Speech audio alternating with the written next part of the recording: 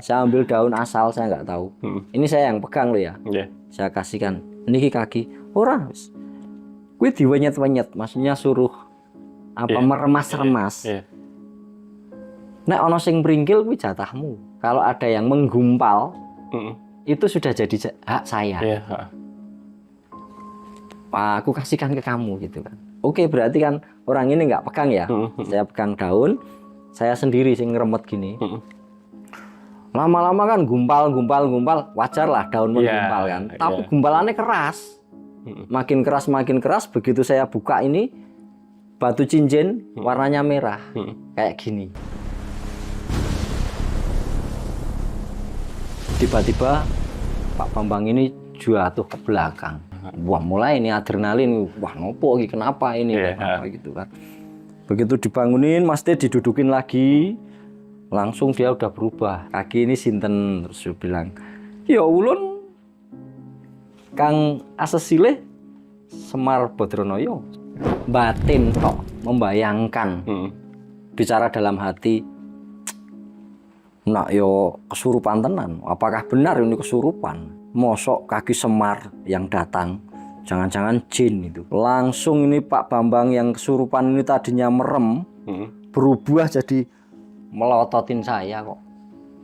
Terus dia bilang, sira nganggep ulun iki jin demit.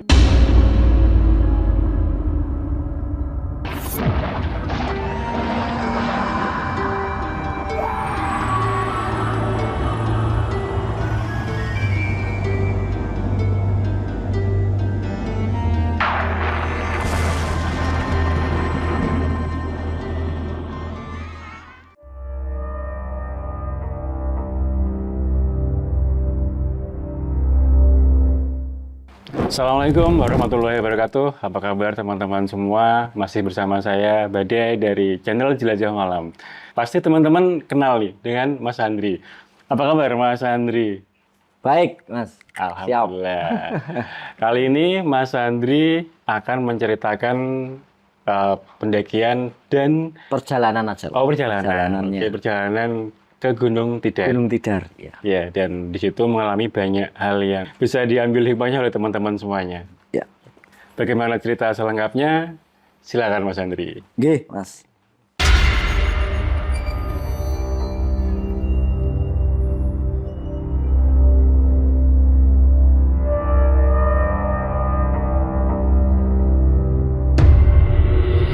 Kalau tahunnya saya lupa ya. Yang penting sebelum pandemi lah. Itu saya kan orang Magelang, tinggal di lereng Tidar Selatan. Ya, di situ. Ketika teman-teman dari komunitas Rumah Pelangi, itu setiap tahunnya bikin event namanya Telatah Bocah. Telatah Bocah itu adalah event edukasi untuk anak-anak, tidak hanya kesenian. Kalau kesenian iyalah anak-anak kecil pada pentas, bikin karya bersama, tapi lebih mengedepankan edukasinya. Misalnya salah satu ada program ternak ayam dari kecil sampai besar, nanti bisa dijual telurnya dan sebagainya, itu edukasi anak-anak di situ. Nah, sebelum melaksanakan event, biasanya komunitas itu membuat semacam kayak ritual, doa pembukaan bersama dan mencari gunung, karena dianggap tempat tertinggi itu punya energi besar untuk sampai ke ketuhanan. Istilahnya gitu ya. Karena di situ ada ketenangan, ada dekat dengan alam, semesta dan lain sebagainya. Akhirnya ngontak saya, ngabari Mas Andri, mbok saya ditemani gitu, untuk ke Gunung Tidar. Mohon maaf Mas, ini komunitas Telatah Gunung ini dari daerah mana? Oh, itu daerah sini Muntilan kok. Kota beda ya. Masih Magelang berarti? Masih Magelang, tapi pinggiran lah, dekat-dekat Merapi gitu, lereng-lereng Merapi. Ngabari mau ritual atau doa bersama di Gunung Tidar gitu kan, minta ditemenin gitu kan. Yo, jangan saya sendiri, share aja teman-teman Magelang nanti biar lebih rame gitu kan. Oh ya gitu kan. Akhirnya saya ngabari beberapa temen lewat grup, lewat apa-apa, itu banyak yang terlibat gitu kan. Dari lereng Tidar itu kita kan sudah ada nih jalur pendakiannya yang dibuat pemerintah gitu kan. Yang tangga itu ya. Tangga itu di Dusun Baraan, Desa Baraan itu di situ. kita berkumpul. Kumpul sekitar habis isya lah, jam 7:30-8 gitu. Setelah berkumpul semua siap, mulai ini kita doa dulu sebelum naik. Melingkar, terus di tengahnya sendiri ada pemimpin doa. Pemimpin doa di situ membawa properti yang bermacam-macam. Mulai dari, bisa dibilang properti dari seluruh agama dan keyakinan ada di situlah. Gitu. Karena kami berpikir ini doa ini bukan hanya untuk 1-2 agama tertentu, tapi untuk semuanya. Nah, di situ harapannya nanti doa untuk kesuksesan acara, doa untuk alam semesta, doa untuk negeri dan lain sebagainya nanti akan tertuang di atas nanti. Tapi ini kan doa awal mula mau naik gitu kan. Kita pimpin berdoa, ada yang bakar dupa, bakar kemenyan, dan lain sebagainya. Nah, selesai berdoa ini, langsung kan kita setar naik. Banyak orang nih, Mas? Iya, yang depan sendiri yaitu pemimpin doanya itu. Nah, saya nggak kenal karena itu dibawa dari komunitas itu kan. Oh iya. Ya, depan sendiri. Dan anehnya kami semua terbius larut dalam suasana itu. Tidak ada yang bercanda sedikit pun. Oh iya, khidmat gitu ya. Hening. Sepanjang jalan itu kami dipimpin untuk kidung atau nembang tentang menyingkirkan energi negatif dan menolak energi negatif datang lagi. Itu iya. Setelah saya tanya-tanya, saya pelajari itu kidung karyanya Sunan Kalijogo di Serat Worowedo. Namanya Kidung Singgah-Singgah. Singgah-singgah. Ya, kalau di pewayangan itu yang adiknya Rama itu siapa? Lesmana. Pakai keris untuk membentengi Sinta supaya jangan keluar dari garis itu. Supaya Rahwana nggak bisa masuk kan itu. Nah, itu kalau di pewayangan Kidung Singgah-Singgah dipakai di situ. Singgah-singgah kolo singgah pan suminggah dugo kolo sumingkir. Kurang lebih seperti itulah. Jadi semua energi kembalilah ke asalmu. Tapi masih panjang ini tembang tadi itu. Bisa dipanjangin nggak, Mas? Bisa, jangan. Nanti malah jadi pertunjukan musik ini kan. Enggak. Masalah saya dengarnya itu seperti itu lah. Itu intinya. Tapi perkembangannya kan, misalnya energi yang ada di tenggorokan kembalilah ke asal, energi yang ada di otak energi negatif yang ada di otak kembalilah ke asal gitu. Sepanjang jalan itu kidung itu adalah membuang energi-energi negatif. Mulyo mring asal neki, pulanglah ke tempat masing-masing gitu. Jadi panjangnya adalah yaitu energi negatif yang ada di kaki, pulanglah ke asal, energi negatif yang ada di perut, pulanglah. Itu terus nanti kalau udah sampai atas balik lagi ke bawah, terus sambil kekidungan itu kita hikmat berjalan. Nah, di tengah-tengah perjalanan itu ada yang namanya Pak Susilo Anggoro. Orang Magelang juga, dia dalang. Dia ngajak teman juga namanya Pak Bambang, orang daerah Secang, ngerangkul saya, bisik-bisik. Mas, nanti selesai acara jangan pulang dulu ya. Kita ritual sendiri, kita doa sendiri gitu kan. Saya tidak berpikir panjang, yang namanya ritual doa itu kan untuk kebaikan. Iya saja, karena saya free, waktunya panjang, bisa sampai pagi nggak masalah gitu kan. Ya baik gitu kan. Nah, teman saya yang satu ini dengar juga. Ada satu teman gitu kan. Aku melu gitu, aku ikut. Oh nggak apa-apa, tapi jangan rame-rame gitu. Ya. Oke, kita masih ngikuti alur komunitas itu, berdoa terus sampai di puncak, kita bikin lingkaran lagi, duduk sejajar, kita berdoa bersama. Setelah selesai itu ya makan-makan, bekal yang kita bawa. Terus cuaca cerah sih sebenarnya waktu itu, jadi tidak ada kendala apapun. Nah, selesai acara itulah, jadi kita berempat mulai rundingan ini. Tak kemana ini? Ternyata teman saya tadi nggak ada, jadi kan nggak saya di berempat ini. Bertiga tadi, mana Mas? temennya tadi, tahu kemana gitu kan. Ini rombongan yang lain udah pulang? Udah pulang. Oh iya. Paling ikut pulang Pak gitu kan. Tak pikir ikut, paling ikut pulang rombongan, nggak jadi ikut paling gitu kan. Enggak, tadi saya lihat di sini kok, gitu kan, ikut gitu loh. Saya kok nggak lihat gitu kan. Lama ya kita cari dulu, di telepon nggak bisa, di WA nggak bisa, kemana ini si anak ini kan. Ternyata si Pak Bambang ini agak-agak sakti ya, agak-agak dia yang mau mimpin ritual nanti. Udahlah, capek kalau kita nyari dengan kaki gitu kan. Coba kita nyari dengan kaki yang dibatin gitu. Apa ini kan? Duduk kami di Tugu So itu namanya.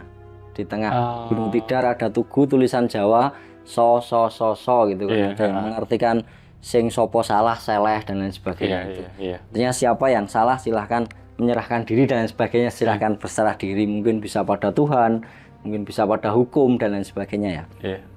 Di situ dia terdiam, waduh gawat katanya gitu. Gawat pun Pak gitu kan. Gawat gimana Pak? Nyasar bocah iki. Wah, kami mulai bingung ini kan. Nyasar gimana? Yuk segera kita ke sana, segera susul gitu kan. Kok disusul ini kemana gitu kan? Ternyata si teman saya ini benar, jadi mendengar tadi kami bisik-bisik, iya kan, kita mau ritual sendiri, dia berpikirnya kita itu pengen nyari sesuatu. Lalu dia punya pikiran bahwa aku juga ingin mendapatkan sesuatu, jadi kan nggak tulus ini doanya. Sampai di perjalanan dia ternyata punya jalan melipir lain, ya, punya jalan lain. Nggak niat melipir dan nggak niat untuk melarikan diri, nggak niat pulang, tapi ada jalan gaib yang dia nggak sengaja terlewati. Sampailah di sebuah gua. Saya juga baru tahu kalau di Gunung Tidar itu ada gua. Sebelah mananya Mas? Kalau lebih tepatnya ya, itu saya kan dari puncak, terus ke lereng bagian sini, bagian selatan. Dari situ. Waduh, jalannya minta ampun. Pohon-pohon salak, bayangin kan. Durinya segini-gini, pohon aren, pohon apalagi yang tajam-tajam pokoknya. Kok bisa-bisanya lewat situ gitu loh. Sampailah di sebelah itu udah lemes anak itu. Ketemu udah lemes kan, lemes gitu kan. Waduh, ini harus segera dibawa pergi gitu kan. Nah, setelah ditelusuri di atas tadi kan, kamu gimana ceritanya kok bisa sampai sini gitu kan. Ternyata dia punya niat buruk memang. Ingin siapa tahu di Tidar ini bisa mendapatkan ilmu kadigdayan itu, ilmu kesaktian. Mungkin bisa bikin kebal, mungkin apa gitu. Nah, punya niat seperti itu dalam suasana ritual yang sakral. Terciumlah oleh energi gaib itu, dituntunlah menuju ke situ. Untung dia belum masuk katanya gitu. Nah, dia lemes itu karena disambut, dia nggak kuat. Disambut oleh sosok lah, makhluk yang katanya mirip anjing, tapi besarnya sebesar sapi. Menurut dia seperti itu. Itu makhluk apa saya juga nggak tahu. Nah, dia shock sampai lemes, kaki gemetar, nggak bisa bangun lagi. Sampai di atas puncak lagi nih kan, udah dikasih minum dan lain sebagainya. Disaranin untuk turun saja kamu gitu kan. Mampu turun sendiri, mampu, karena Tidar juga kan nggak tinggi. Jalanan juga udah ketata gitu kan. Kami juga nggak cemas, nggak khawatir. Ya wis pelan-pelan turun lah. Karena di bawah puncak juga ada warung-warung. Udahlah, aman lah. Turun baik. Turunlah temanku. Lanjut kami bertiga. Akhirnya tuh yang temannya itu turun sendiri dia. Karena Pak Bambang menilai kamu niatnya jelek gitu loh, buruk. Kamu nggak tulus. Ini justru membahayakan untuk kita semua kalau kita nanti ritual di situ. Nah, akhirnya saya kan ngikut aja nih, mau diajak kemana gitu kan. Ternyata Pak Bambang ngajak kami ke petilasan atau makamnya Kiai Semar Bodronoyo itu, Ismoyo Jati.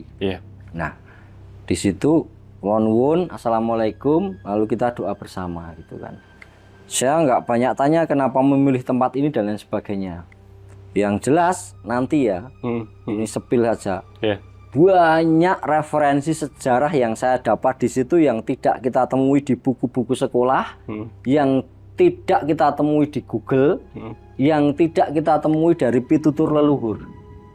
Tidak ada satupun ya. Semua referensinya saya dapat dari dalam makam itu. Nanti kita ceritakan. Oke, siap. Masuk ritual ini kita berdoa kan. Assalamualaikum, kulon wun. Lalu baca-baca doa. Saya juga baca doa versi saya. Ini mendoakan ruhnya leluhur pepunden yang ada di Gunung Tidar dan sekitarnya dan lain sebagainya ya. Habis gitu tiba-tiba terdengar gemuruh. Gitu. Ternyata angin yang menurut saya super kencang. Jadi Gunung Tidar banyak pohon-pohon tinggi, banyak ya pohon-pohon lah ya, sama tumbuh-tumbuhan itu beringin juga kerusak. Sempat takut ya saya. Kenapa ini kan? Pak Sus bisikin saya, Mas buatan saya ajrih itu, Mas nggak usah takut gitu. Iya. Ini biasa. Dia bilang kerawuhan atau datang ini rawuh, ini datang gitu. Nggih, saya bilang gitu ya. Udah saya bersila. Saya berada di pinggir sebelah kiri. Yang tengah Pak Bambang, yang sebelah kanan Pak Sus. Ini untuk lokasi tepatnya di sebelah mananya, Mas? Di makam Kiai Semar itu. Di makamnya Semar yang bentuknya kerucut itu. Di dalam kan agak nggak luas ya, sempit gitu. Mas di dalamnya kita bertiga gitu kan. Saya paling sebelah pinggir gitu. Setelah angin besar itu semakin mereda, tiba-tiba Pak Bambang ini jatuh ke belakang dengan posisi tengadah, jatuhnya mirip kayak terpental. Terus gitu kan. Untung mungkin Pak Sus sudah berkali-kali ya sama beliau gitu. Jadi ada refleks sikap, meskipun ya jatuh juga tapi ketampanan tangan lah gitu kan. Enggak langsung prok gitu loh. Wis Mas, tolong Mas, tolong gitu. Wah, mulai ini adrenalin. Wah, nopo iki, kenapa ini? Kenapa gitu kan. Begitu dibangunin, Mas T didudukin lagi.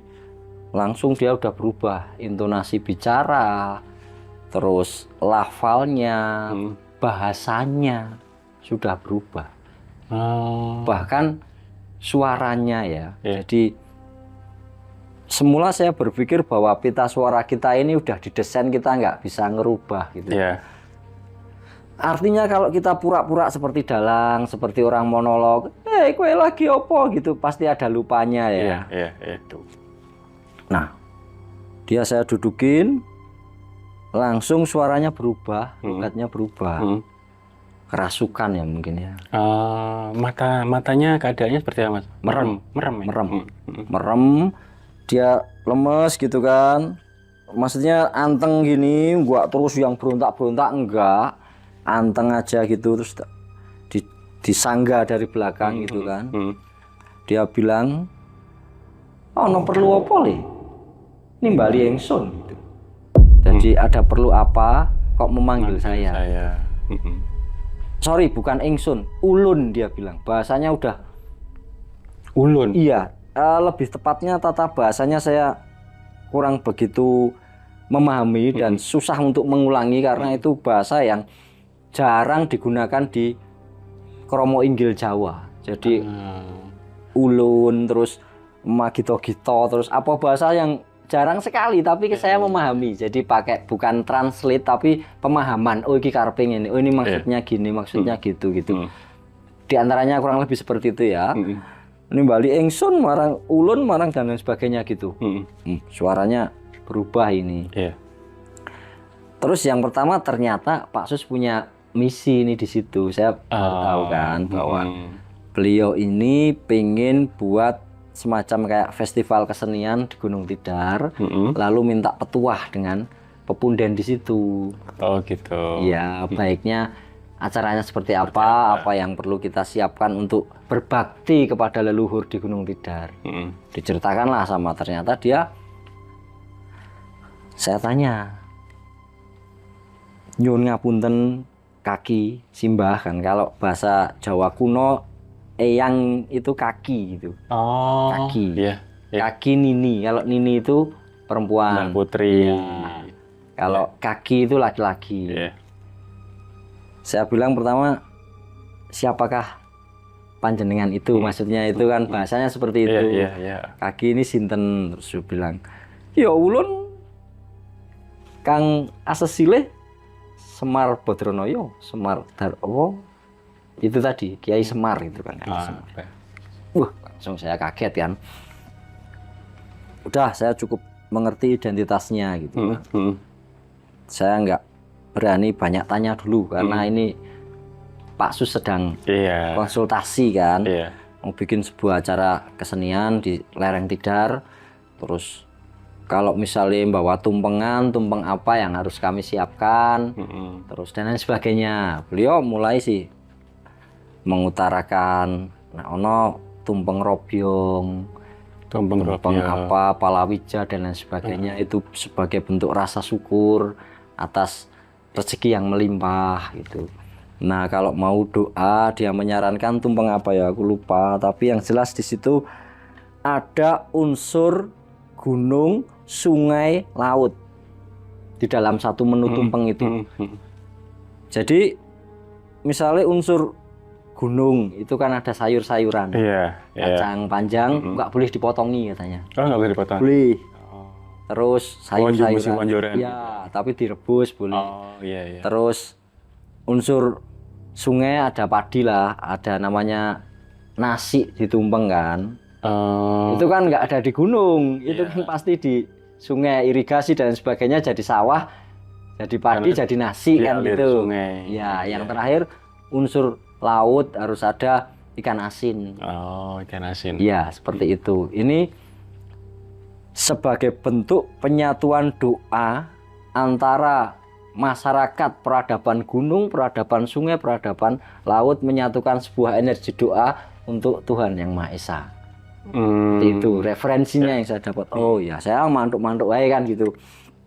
Terus wah merinding. Kaki Semar minta kemenyan putih. Kalau tidak ada ya kayu gaharu. Kan Pak Sus bilang sebagai bentuk bakti saya kepada kakek sama Simbah. Simbah ngersake apa, maksudnya kaki menginginkan apa gitu. Orang jaluk warna-warna, ono menyan putih, nek ra ono ya kayu gaharu. Enggak apa-apa dibakar di situ. Oke, dan sampai di situ saja mungkin konsultasinya. Terus gitu kan saya ini giliran masuk. Saya karena tidak punya misi apapun, saya pengen tanya tentang sejarah. Itu karena harus ada ini edukasi kan, tidak hanya sekedar kesurupan seperti pada umumnya kan. Semula saya nggak yakin ya kalau itu kesurupan tenan atau enggak gitu, karena saya juga nggak bisa mendeteksi tenan apa ora gitu kan. Saya batin tok membayangkan, bicara dalam hati, nak yo kesurupan tenan, apakah benar ini kesurupan? Itu batin itu ya? Batin. Ya. Yang kedua, mosok kaki Semar yang datang, jangan-jangan jin itu dalam hati. Langsung ini Pak Bambang yang kesurupan ini tadinya merem, berubah jadi melototin saya kok. Terus dia bilang, "Siro nganggap ulun iki jin demit." Oh, maksudnya kamu menganggap aku jin ke Mas Andri ya, dia kan seperti itu ya. Aku ora ono urusan karo kowe. Aku nggak ada urusan sama kamu. Kamu nggak berhak, maksudnya itu mencela itu. Maksudnya bahasanya seperti itu, tapi agak panjang. Aku takut kan akhirnya mati ini. Cuman saya batin tok kok sampai itu loh. Wah, beneran ini, karena akhirnya aku minta maaf kan. Ya, ngapunten kaki kula ingkang lepat. Saya minta maaf yang saya salah. Kula tiang jubluk kirang seserepan, saya orang bodoh, tidak pernah punya anutan pedoman gitu. Wah, saya wis minta maaf gitu kan, karena beneran ini berarti kan. Ya, tak ngapura gitu ya, dimaafkan gitu kan. Mulai ini saya bertanya. Pertanyaan saya yang pertama adalah, siapa Kaki Semar ini sebenarnya gitu. Karena kan kita mengenal tokoh sosok Semar ini hanya di pewayangan. Iya. Iya kan? Yang bentuknya terdeformasi, bentuk jadi bokongnya besar, pantatnya besar kayak gitu. Beliau menceritakan bahwa yang di pewayangan itu hanya semacam simbol, bukan bentuk sebenarnya. Itu simbol kesifatan yang divisualisasikan oleh Sunan Kalijogo menjadi seperti itu. Nah, dia bilang bahwa ulun seko keraton Medang Kamulan. Medang Kamulan. Beliau mengalami banyak sekali perubahan zaman di Indonesia ini. Beliau menjadi pendamping atau penasihat raja-raja Jawa saat itu. Termasuk beliau menceritakan bahwa ya ulun kang ngancani murcaning Prabu Brawijaya. Jadi beliau yang menemani Prabu Brawijaya muksa di Gunung Lawu. Muksa itu kalau zaman dahulu adalah sudah ikhlas meninggalkan dunia ini. Akhirnya dia bisa pelepasan dan melebur menjadi satu dengan alam. Ya seperti itu.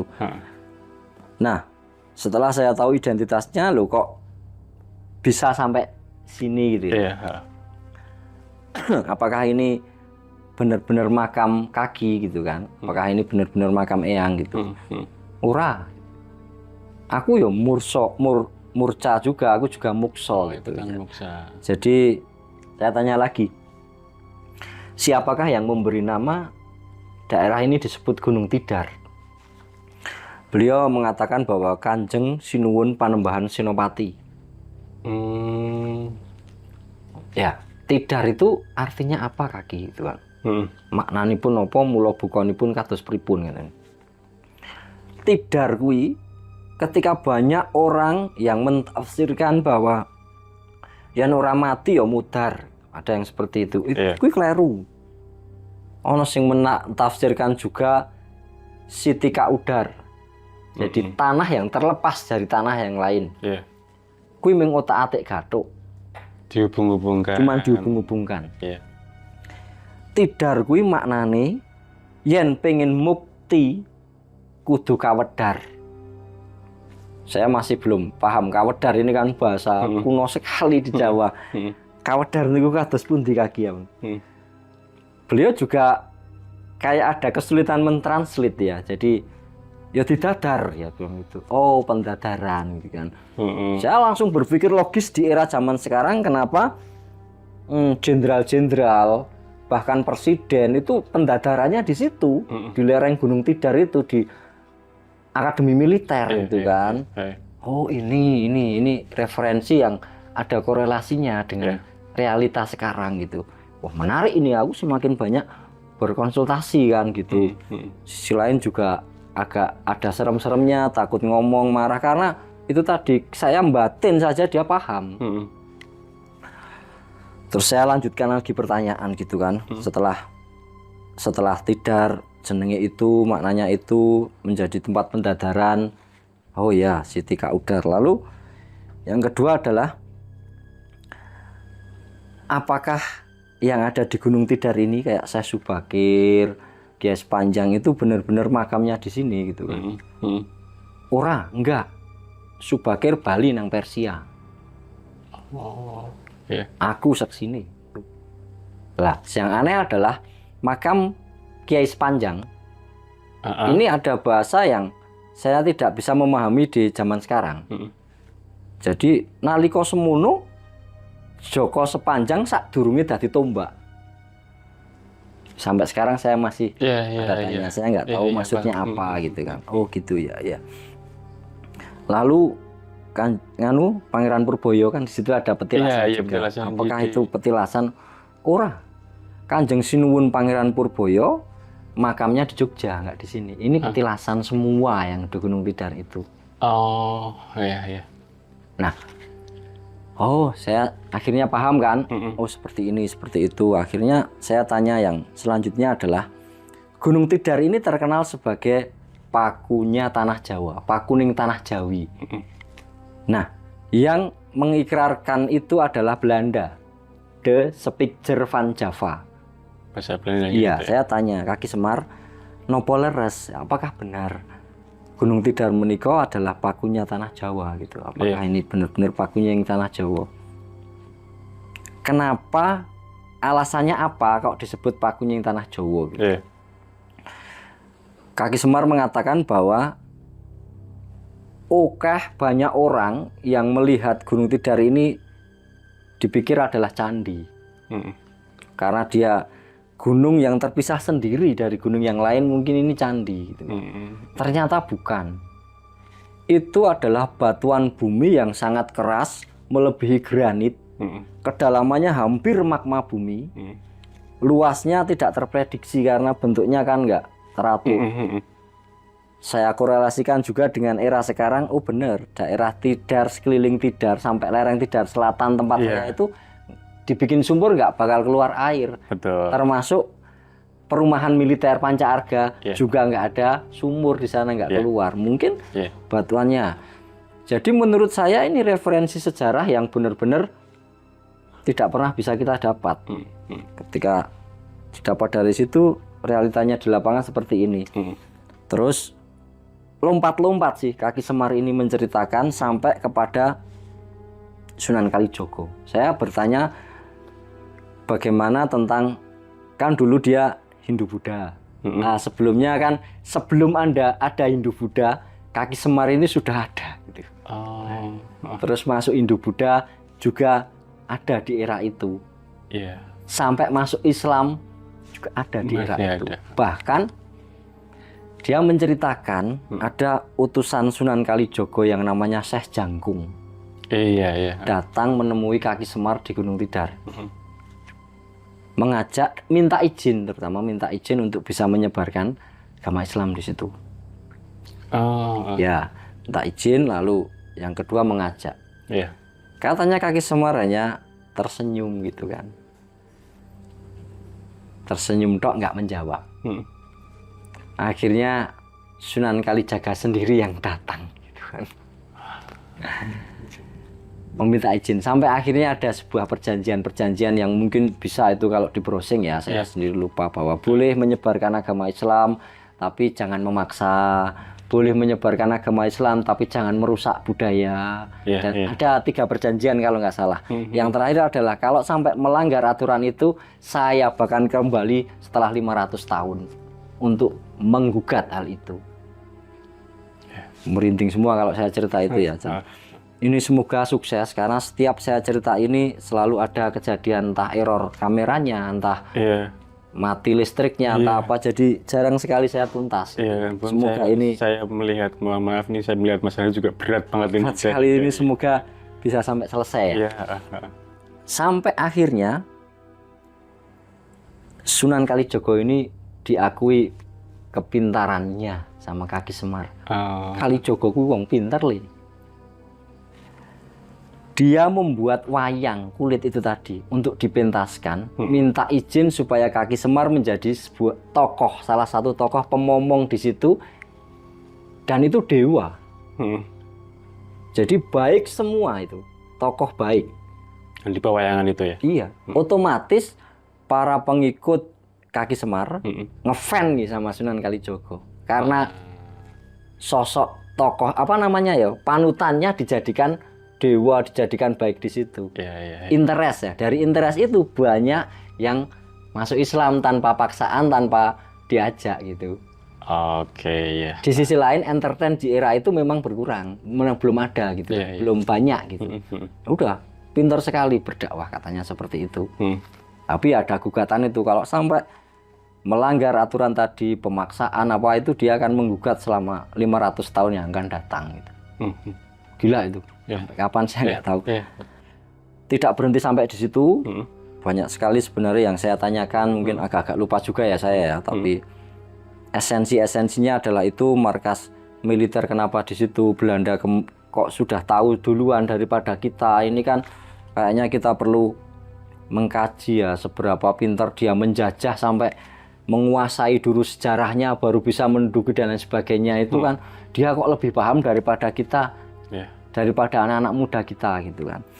Yang terakhir, saya itu cuman batin, batin lagi. Kalau pertama saya batin kayak gitu, saya cuma batin, mbok aku dikasih kenang-kenangan gitu kan. Bukan jimat, bukan kesaktian, bukan apapun, cuman sekedar kenang-kenangan. Karena saya kok merasa dekat sekali tuh, kayak sedang berkunjung ke rumah kakek gitu kan. Rasanya seperti itu kan. Dari tutur bahasanya teduh sekali dan sebagainya itu. Mbok aku dikasih kenang-kenangan gitu kan. Belum selesai saya batin, maksudnya kan selesainya adalah kenang-kenangan, yuk imajinasi lagi berupa apa-apa itu kan belum selesai kan, sampai ke situ baru wah dikasih kenang-kenangan asik nih kayaknya. Langsung saya dipegang pahanya. Kowe metu. Saya pikir saya diusir. Kamu keluar gitu kan.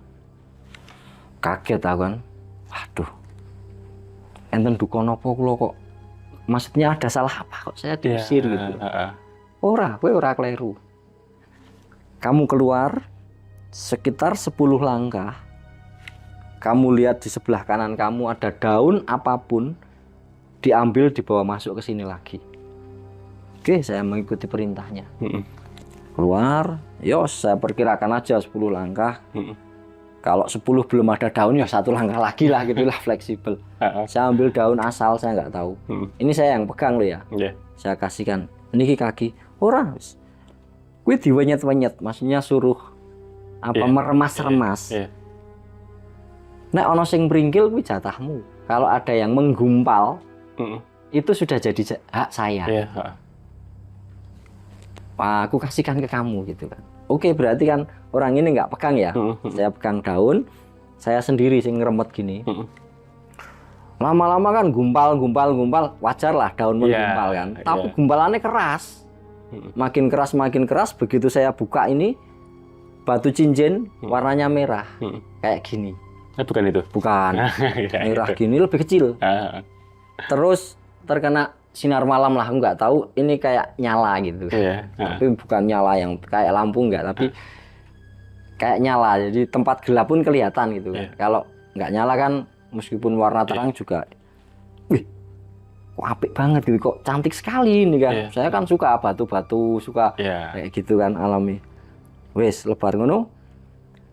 Kui isih ono siji meneh, masih ada satu lagi. Kalau memang sudah jatahmu saat ini, kamu akan mudah mengambilnya. Tapi kalau memang belum jatahmu saat ini, jangan dipaksakan. Oke kan? Tawarin satu lagi. Sisa daun yang remuk tadi di tangan, saya ini lagi remas lagi gini, meringkil lagi. Apa namanya meringkil? Gumpal lagi, keras lagi. Yang kedua, batu juga warnanya biru. Oh, sekarang biru. Lebih bagus. Saking takjubnya kan, aku melihatnya gini, wah keren, ini gelinding batu itu, menggelinding, tepat di depan saya. Posisi saya duduk bersila loh, tangan saya dari lantai kan nggak lebih dari 1 meter. Kalau jatuh nggak mungkin kemana-mana. Nggak mungkin jauh. Pluk, tak cari-cari, tak senteri pakai HP, nggak ketemu sama sekali. Diketawain saya sama Kaki Semar tadi. Kayak gitu kurang lebih ketawanya. Wih, durung jatahmu lho, ras mangkok goleki. Jadi itu belum menjadi hakmu saat ini. Golek ono ora bakal dicari pun nggak bakal ketemu wis. Oh iya ya, saya tetap penasaran kan. Titeni nanti kalau selesai acara tak cari, saya masih seperti itu. Diketawain. Wis, setelah itu saya kan masih takjub sama batu merah kecil itu ya. Kecil ini tak liatin sama Pak Sus. Wah, saya Pak. Nggih niku Mas, saya niku. Bagus itu, bagus itu. Wah, apik tenan. Tapi kan kembali ke awal, saya nggak mencari kesaktian loh itu. Saya cuman kenang-kenangan gitu kan. Pikirku pengen tak bikin cincin gitu kan atau apa nanti. Kaki Semar dalam tubuh Pak Bambang tadi kembali menepuk saya. Dia bilang kalau dalam bahasa Indonesia, kalau kamu mau, kamu telan aja itu. Kalau kamu mau, kamu telan batu itu. Saya kok nggak berpikir panjang toh waktu itu. Tak telan.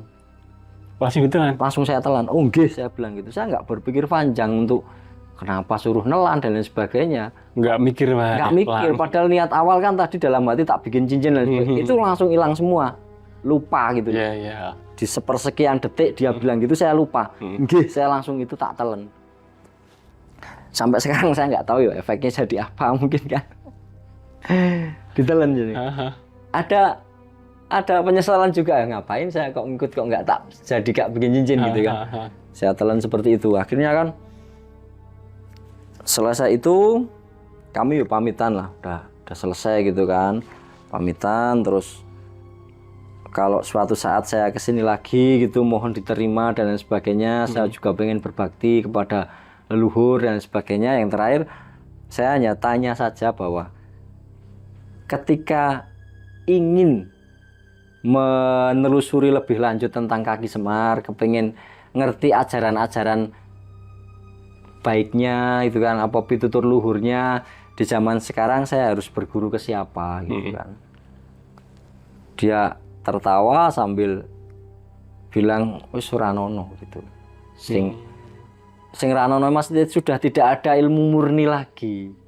Yang ada ilmu asimilasi gitu, ajaran ini ketambahan Islam, ajaran ini tambahan improvisasi kultur kedaerahan, seperti itu.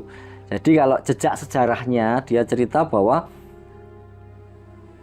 kue lunga nang Alas Purwo, Alas Ketonggo, Lawu, terus satu lagi ada di Gua Serandil namanya, saya masih ingat daerah Cilacap, terus ke Tidar. Kue lelakunya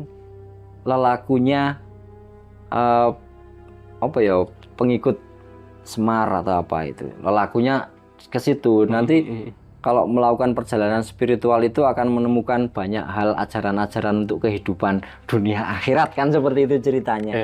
Saya bilang nggih matur nuwun, terima kasih, saya permisi gitu kan. Pak Sus masih tanya macam-macam itu, masih tanya macam-macam. Akhirnya Kaki Semar bilang seperti ini, le kabeh iki ragane bocah iki wis ora kuat loh. Jadi raganya anak ini, dia menyebut Pak Bambang yang sudah tua itu anak kan, mungkin karena dia terlalu tua. Raganya anak ini sudah nggak kuat kalau kelamaan, kasihan gitu. Ulun bakal mulih malang, ya pengen pulang lagi gitu kan. Ya udah kita bantu dengan doa semampu kita sangoni lah, kita istilahnya kayak gitu. Kita kembali berdoa gitu, bla bla bla bla gitu kan. Ya kembali Pak Bambang itu kembali jatuh lagi. Set gitu kan. Kita udah siap kalau yang kedua ini kan. Sus Ranjawil, hati-hati. Oh ya, saya sudah siap. Set gitu kan udah. Gini udah kembali. Yang saya heran adalah semula saya mengira itu nggak beneran itu kan. Terus akhirnya saya analisa, iya ya, saya tahu Pak Bambang ini bukan orang teater. Bukan dalang, bukan ahli sejarah. Referensinya sepanjang itu gitu kan. Terus aneh sih. Iya aneh juga kan. Akhirnya mau nggak mau percaya bahwa leluhur kita ada. Apapun dan kita, ruh kita ada. Yang paling penting adalah sumber sejarah. Ketika kita ingin menggali bisa dari manapun. Iya. Sebagai generasi muda kita harus bisa menerima. Kalau nggak percaya ya riset gitu kan. Di riset, dikorelasikan dengan saat ini seperti apa. Jadi jangan menjadi korban, karena sejarah itu kadang-kadang menyesatkan, tergantung siapa yang menulis. Kalau yang menulis seorang, maksudnya sejarah kita di sini ya, misalnya kita sudah pergi nih, ini ada topi nih jenengan di sini. Nah kalau yang menulis saya, bisa saya tulis Mas Badai saya usir, saking tergesa-gesanya topinya ketinggalan, versi saya, atau versi orang yang melihat gitu kan. Bisa diimprovisasi, tergantung yang berkuasa saat itu siapa gitu kan. Tapi kalau versi arkeologi, versi apa, akan bicara apa adanya. Topi tertinggal ya topi aja, nggak usah diperpanjang gitu. Nah, untuk teman-teman terutama anak muda yang senang sejarah, sebaiknya jangan terlalu mengkultuskan satu sumber sejarah lah. Banyak referensi di sekitar kita yang bisa kita jadikan bahan sejarah. Mungkin itu saja ya Mas Yo. Baik. Kalau minum monggo Mas silakan. Iya. Biar agak tenang seger ya. dan tenang karena saya merasa Mas Andri ini menceritakannya itu begitu, memang nggak saya paham, jadi agak berat dari raut mukanya juga kelihatan berat banget ini. Iya, tapi itu tadi selalu ada kendala menceritakan. Iya. Ini juga saya ada ganjelan kok rasanya banyak yang tidak bisa terungkap, tapi lupa.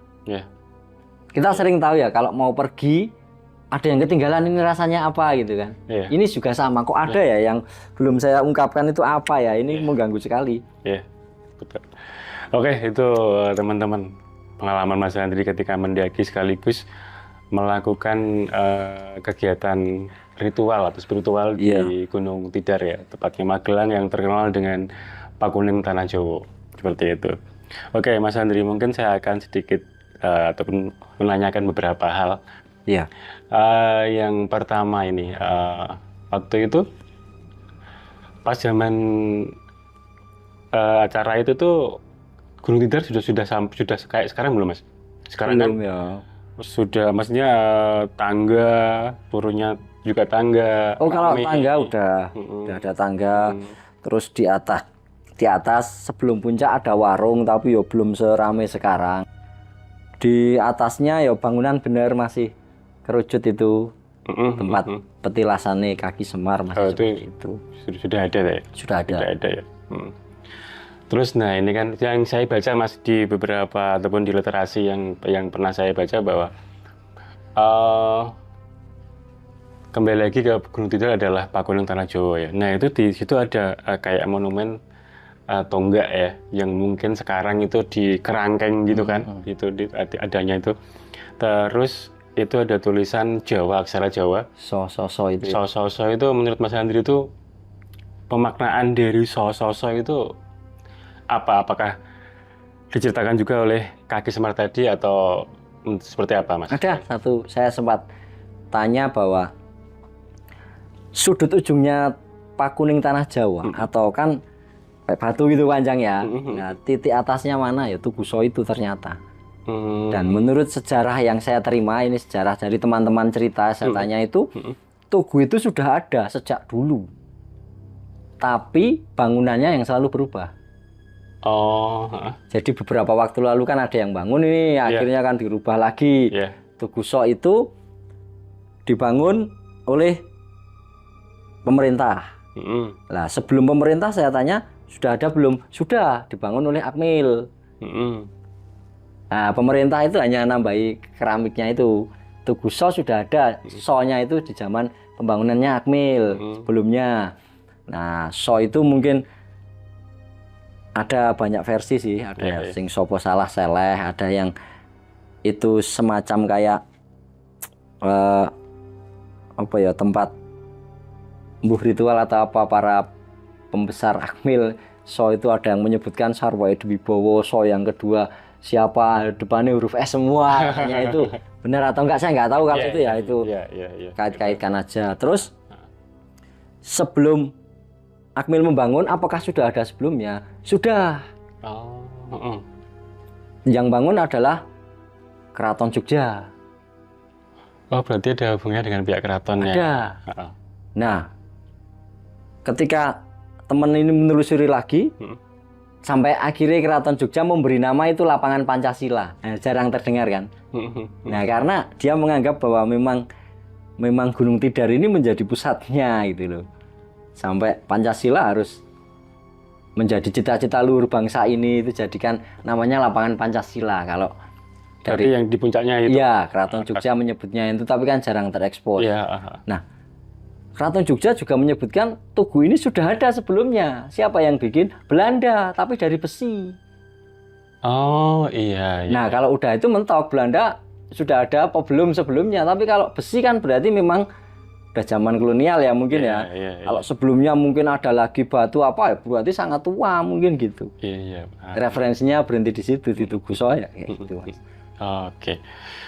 Sopo salah seleh kalau yang mungkin versi kita sekarang di literasi itu ya. Oke. Ini Mas, yang mungkin saya agak pengen nanya lagi. Terus kabar temannya itu gimana, Mas? Yang tadi kesasar ke gua itu dan dia katanya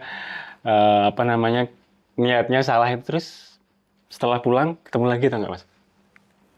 Ketemu ya, tapi ketika saya tanya itu kayak banyak yang disembunyikan. Mungkin kayak tertekan atau takut untuk menceritakan dan lain sebagainya.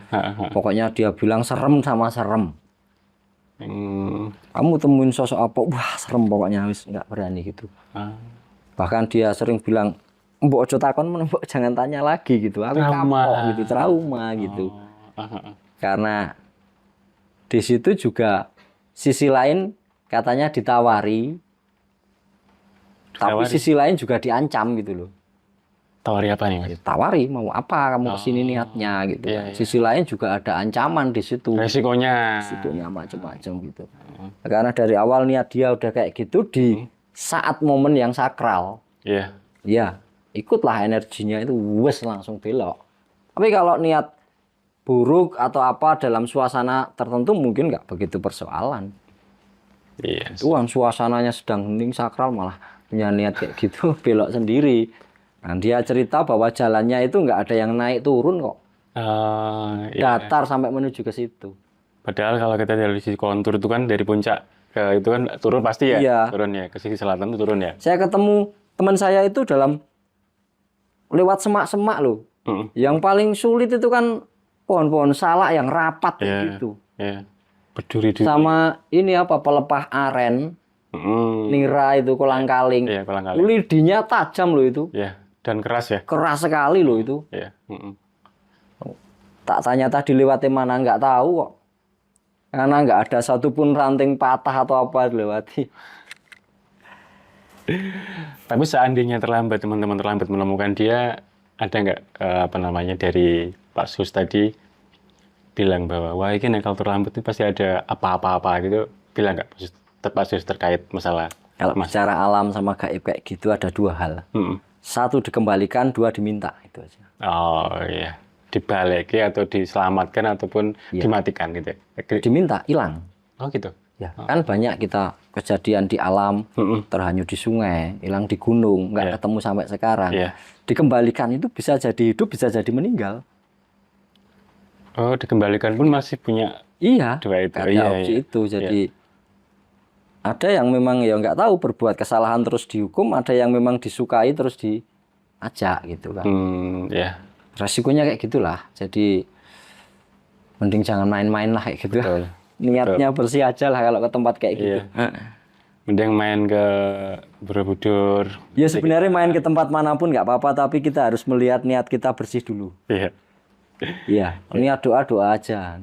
Betul. Niat minta sama Tuhan lah. Gitu kan. Sepakat Mas. Oke, mungkin yang terakhir Mas. Terakhir ini rasanya batu itu seperti apa? Waduh, manis, pahit? Kan batu akik itu ya nggak ada rasanya ya. Begitu masuk langsung telan udah lupa rasanya ya. Kalau saya cerita ya malah jadi, kalau saya bilang rasanya ya malah jadi kayak cari-cari. Nggak ada. Masuk aja ya, adem lah batu malam hari. Cos, udah masuk. Efeknya Mas, baik dari sisi psikis, baik dari sisi apa ya, badannya sampean ataupun dari sisi yang lain, efeknya. Saya sempat konsultasi ya sama orang-orang yang pintar. Kok aku menelan batu itu terus efeknya apa ya? Aku nggak ngerasa gitu. Orang-orang selalu bicara yang tahu dampaknya ya orang-orang di sekitarmu. Mungkin lebih teduh, mungkin apa saya nggak tahu, tapi yang merasakan lebih itu orang yang kenal kamu sebelum itu sama sesudah. Ya udah, kalau saya cerita-cerita malah jadi males lah gitu ya. Ya udahlah, kan nggak ngefek apa-apa gitu kan. Terus saya ini bahaya nggak dan lain sebagainya, ganggu saat saya meninggal nanti atau enggak itu. Katanya nggak apa-apa itu. Katanya kalau ganggu ya pasrah sama yang maha kuasa aja lah gitu kan. Oke. Mungkin ini Mas, buat terakhir ya, buat pesan-pesan buat teman-teman semua terkait pendakian atau kegiatan Mas Andri di Gunung Kidul ini, apa Mas buat teman-teman? Tadi udah saya sebutkan, yang pertama kalau kita melihat sejarah harus jernih. Jangan hanya ngikut satu sumber saja. Cari referensi lain, tentu lebih banyak sumbernya karena sejarah itu banyak versi. Terus yang kedua, jangan sering tergiur sama sesuatu yang instan. Karena itu sangat bisa menyesatkan gitu kan. Semua ada prosesnya, pengen kaya, pengen sakti, pengen apa itu semuanya bisa, tapi laluilah proses yang benar. Mungkin seperti itu, Mas. Oke, Mas Andri, terima kasih banyak telah hadir lagi kembali di Jelajah Malam. Oke, buat teman-teman, ini ceritanya menarik banget, jadi kita banyak lebih tahu lagi tentang referensi, tambah referensi lah seperti itu dari sejarah dari Gunung Tidar dan Indonesia secara umum ya, Mas ya. Oke, terima kasih dari saya Badai dan Mas Andri, terima kasih. Selamat malam. Wassalamualaikum warahmatullahi wabarakatuh. Waalaikumsalam.